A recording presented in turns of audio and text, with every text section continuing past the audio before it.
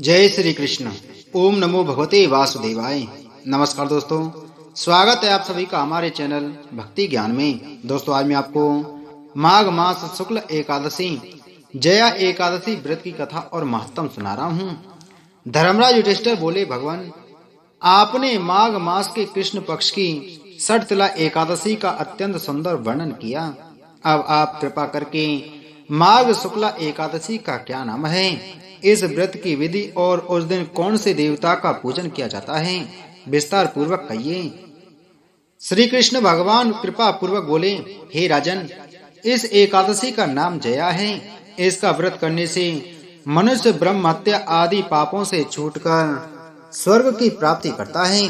पिशाच आदि योनियों से भी मुक्ति मिल जाती है। अतएव इस व्रत को विधि पूर्वक करना चाहिए। अब मैं तुमको पद्म पुराण की एक कथा सुनाता हूँ। देवराज इंद्र स्वर्ग में राज करते थे और अन्य सब देवगण सुख पूर्वक स्वर्ग में रहते थे। एक समय इंद्र अपनी इच्छा अनुसार नंदन वन में अप्सराओं के साथ क्रीड़ा कर रहे थे और गंधर्व गान कर रहे थे। उन गंधर्वों में प्रसिद्ध पुष्पदंत तथा उसकी कन्या पुष्पावती और चित्रसेन तथा उसकी स्त्री मलिन भी थी। मलिन का पुत्र पुष्पवान और उसका पुत्र माल्यवान भी उपस्थित थे। उस समय पुष्पवती नामक एक गंधर्व स्त्री माल्यवान को देखकर उस पर मोहित हो गई और कामवान से चलायमान होने लगी। उसने रूप, सौंदर्य, हाव भाव आदि द्वारा माल्यवान को वश में कर लिया।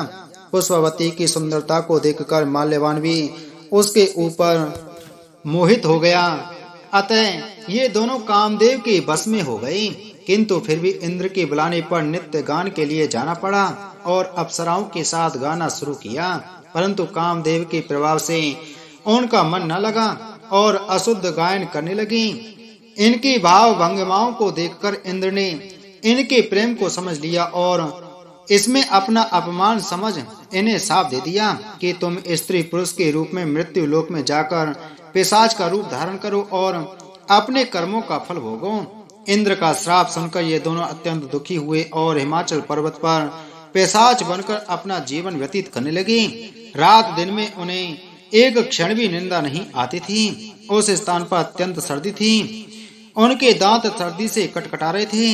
एक दिन पिशाच ने अपनी पत्नी से कहा, न मालूम हमने पिछले जन्म में ऐसे कौन से पाप किए हैं जिससे हमें इतनी दुखदायी यह पिशाच योनि प्राप्त हुई है।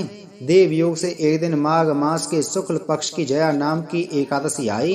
उस दिन इन दोनों ने कुछ भी भोजन न किया और न कोई पाप कर्म ही किया। केवल फल फूल खाकर ही दिन व्यतीत किया और महान दुख के साथ पीपल के वृक्ष के नीचे बैठे रहे। जब सूर्य नारायण अस्ताचल हो गए तब रात्रि इन दोनों ने एक दूसरे से चिपटकर बड़ी कठिनता के साथ व्यतीत की। सर्दी के कारण इनको रात्रि में निद्रा भी नहीं आई। दूसरे दिन प्रातःकाल होते ही भगवान के प्रभाव से इनकी पिशाच देह छूट गई और अत्यंत सुंदर अप्सरा और गंधर्व की देह धारण करके तथा सुंदर वस्त्रों तथा आभूषणों से अलंकृत होकर स्वर्ग लोक को प्रस्थान किया। उस समय आकाश में देवगण तथा गंधर्व उनकी स्तुति तथा पुष्प वर्षा करने लगे। स्वर्ग लोक में जाकर इन दोनों ने देवराज इंद्र को प्रणाम किया। इंद्र ने इनको अपने प्रथम रूप में देखकर अत्यंत चकित होकर पूछा, तुमने अपनी पिशाच योनि से किस प्रकार छुटकारा पाया, सो बतलाओ। यह सुनकर माल्यवान बोले कि हे देवेंद्र, भगवान विष्णु की कृपा और जया एकादशी के व्रत के प्रभाव से ही हमारी पिशाच देह छूटी है। तब इंद्र बोले कि हे माल्यवान, भगवान की कृपा और एकादशी के व्रत करने से न केवल तुम्हारी पिशाच योनि छूट गई वरन हम लोगों के भी बंदनीय हो गए, क्योंकि विष्णु और शिव के भक्त हम लोगों के बंदनीय हैं। अतः आपको धन्य है। अब आप पुष्पवती के साथ जाकर विहार करो। श्री कृष्ण कहने लगे कि हे राजा युधिष्ठिर, इस जया एकादशी के व्रत से बुरी योनि छूट जाती है। जिस मनुष्य ने इस एकादशी का व्रत किया है उसने मानो सब यज्ञ जप दान आदि कर लिए। जो मनुष्य जया एकादशी का व्रत करते हैं वे अवश्य ही 1000 वर्ष तक स्वर्ग में निवास करते हैं। धर्मराज युधिष्ठिर बोले, भगवान आपने माघ मास के कृष्ण पक्ष की षटतिला एकादशी का अत्यंत सुंदर वर्णन किया। अब आप कृपा करके माघ शुक्ला एकादशी का क्या नाम है? इस व्रत की विधि और उस दिन कौन से देवता का पूजन किया जाता है? विस्तार पूर्वक कहिए। श्री कृष्ण भगवान कृपा पूर्वक बोले, हे राजन, इस एकादशी का नाम जया है। इसका व्रत करने से मनुष्य ब्रह्म हत्या आदि पापों से छूटकर स्वर्ग की प्राप्ति करता है। पिशाच आदि योनियों से भी मुक्ति मिल जाती है। अतएव इस व्रत को विधि पूर्वक करना चाहिए। अब मैं तुमको पद्म पुराण की एक कथा सुनाता हूँ। देवराज इंद्र स्वर्ग में राज करते थे और अन्य सब देवगण सुख पूर्वक स्वर्ग में रहते थे। एक समय इंद्र अपनी इच्छा अनुसार नंदन वन में अप्सराओं के साथ क्रीड़ा कर रहे थे और गंधर्व गान कर रहे थे। उन गंधर्वों में प्रसिद्ध पुष्पदंत तथा उसकी कन्या पुष्पावती और चित्रसेन तथा उसकी स्त्री मलिन भी थी। मलिन का पुत्र पुष्पवान और उसका पुत्र माल्यवान भी उपस्थित थे।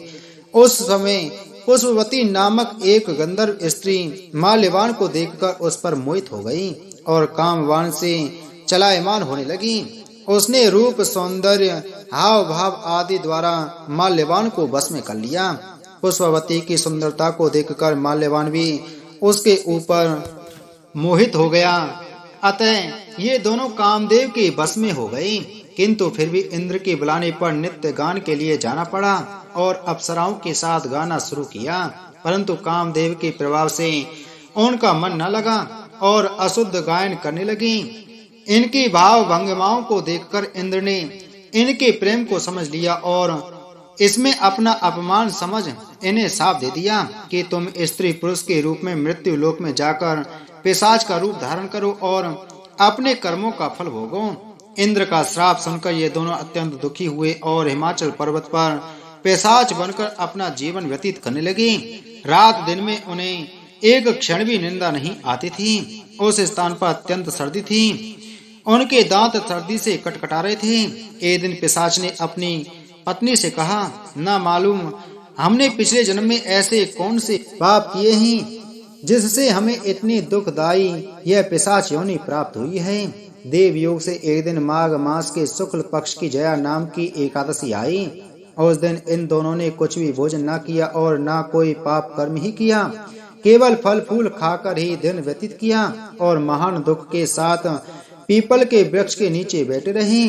जब सूर्य नारायण अस्ताचल हो गए तब रात्रि इन दोनों ने एक दूसरे से चिपटकर बड़ी कठिनता के साथ व्यतीत की। सर्दी के कारण इनको रात्रि में निद्रा भी नहीं आई।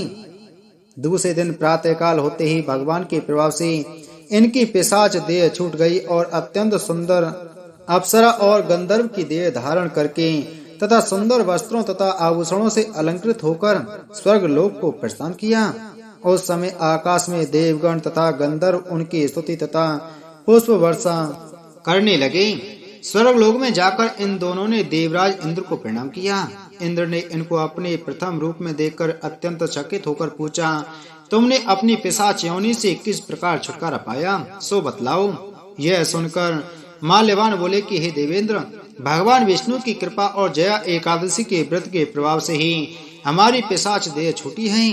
तब इंद्र बोले कि हे माल्यवान, भगवान की कृपा और एकादशी के व्रत करने से न केवल तुम्हारी पिशाच योनि छूट गई वरन हम लोगों के भी बंदनीय हो गए, क्योंकि विष्णु और शिव के भक्त हम लोगों के बंदनीय हैं। अतः आपको धन्य है। अब आप पुष्पवती के साथ जाकर विहार करो। श्री कृष्ण कहने लगे कि हे राजा युधिष्ठिर, इस जया एकादशी के व्रत से बुरी योनि छूट जाती है।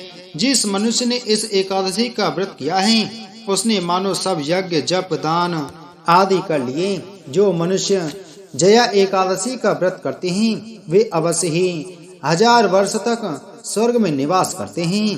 बोलो एकादशी महत्तम की जय। बोलो विष्णु भगवान की जय।